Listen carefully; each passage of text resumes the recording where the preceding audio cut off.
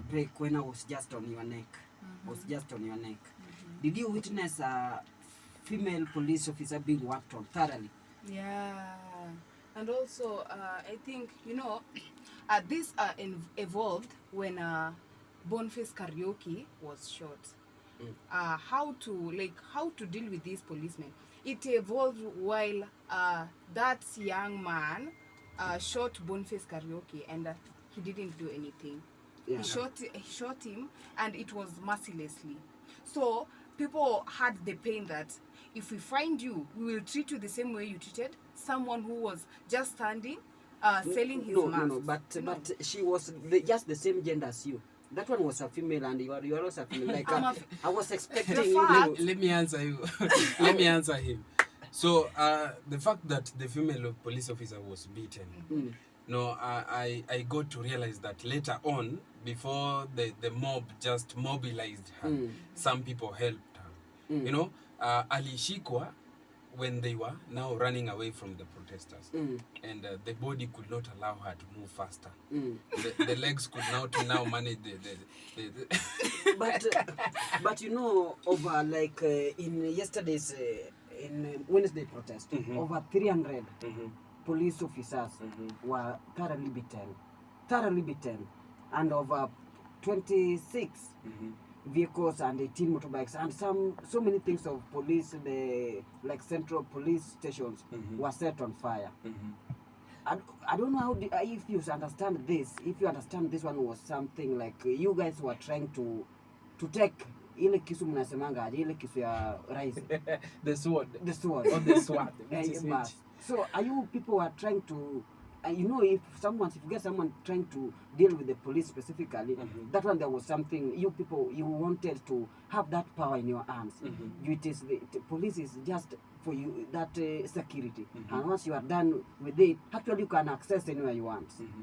So according to having the power in the way you are reasoning, this was just because of anger. This was just because of anger, because on the same day there's a guy who was shot, then boom, tear gas canisters, then the police wako kwa kimbi na protesters. In that time unapata the flashback of what happened last year. No, but to cut you short, you remember yesterday when Kipchumba, the CS for Interior Security, Kipchumba Murkomen, was making a remark, says that actually the police officers done their best so far. They did their best, and if anybody in Kenya will accuse them, he will be on their back. He will be backing them. And this was happened, and you remember some also over 10 guys lost their lives. And you hear the Kipchumba Murkomen, the CS, how CS is calling for backup. Whoever will accuse the police officer that they did not do their best. Let me to say this, if you guys attack the police, what do you expect police officers to do? Okay, even if I attack you now in the office here. Okay, that one will now be in response and coordination. I will respond.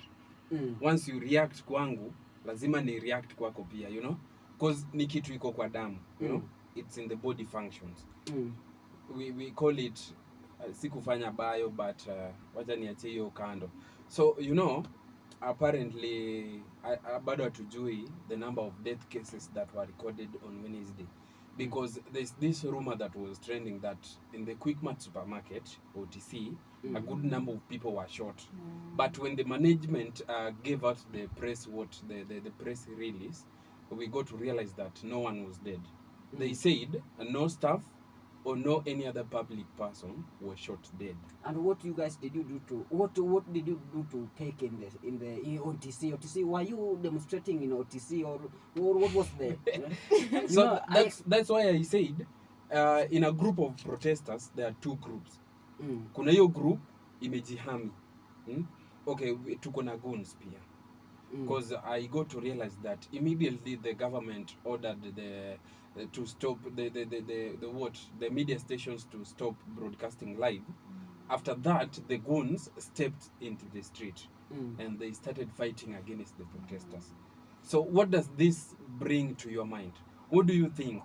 Because immediately government ime order, because apparently hata nimeona nini zimerudishwa waves the KTN and the rest, because they stormed transitions in TV pale Ruiru, wakai stop, you know. So immediately ilikuwa stopped, goons wakaingia kwa street. So hii kitu ukiangalia sio deeply, but at that shallow level you'll get to realize that maybe our goons walikuwa sponsored and they were alerted that once we do this you'll do this, you know. So hiyo ni too shallow tu, lakini ukiingia deeply utarealize maybe this was just a group that ilikuwa settled somewhere and they wanted to disrupt everything that was going on, the peaceful demonstration that had already been disrupted by the police officers. So najua police wakijaribu kufanya something against the protesters, then the protesters now wali react. Ulipata they even burnt down the court. Yeah. Because ni vitu tu normal, you know. Watu ukasirika. Na watu wakikasirika, they can do anything. JB's, I'm seeing time is not on our side, and we want to try to at least to fix ourselves within the time, so that we don't interfere with the daily routine. Okay. Madam Cheryl. Yes. Things are happening. Things are happening, and so if you could, in a position to hear yesterday's proceedings, parliament proceedings, Gachagua was nowhere to be seen in Wednesday protest, and all noise are now onto him that he was under the sponsorship. He is the one who paid goods, that he was transporting people from Kikuyuni, Muranga, all the way to Nairobi in CBD just to overthrow the president. And even they are claiming that he even hired some people to do that massive destructions. Do you give justice, or do you give a credit on that statement that Gachagua is actually the man behind all this that are happening? I could say they should stop the blame games.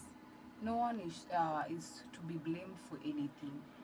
The Gen Z had just they had already said we will go to protest. So no one should blame each other that I'll say Gachagua is the one behind the protest. Why? Did you see him?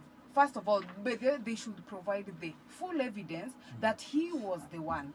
And if not, they should just be quiet. Because rather than blaming someone and you don't have the evidence, it doesn't make any sense. Because if you give us evidence that you saw him paying these people, and those people, they went to CBD or anywhere to protest, now we could say, yeah, he was the one behind it. But yet you don't have the evidence to tell us that he was the one. Please, they should stop blaming him because of anything. They should stop, because if you've decided to go for a protest, maybe it's same. I was alone in my house, and I've said, tomorrow I'll go for that protest. So who has paid me? I've just decided with my heart, let me go for that protest to find solution if we will get freedom of our country. Sure. So they should not stop, they should not blame anyone because of anything. Because I saw even MP Babu Owino. Now he's complaining that his soldiers, they were taken away. Why? Because he joined the protest. So who paid those people? Why? They should just stop the blame games if they don't have the evidence to show us.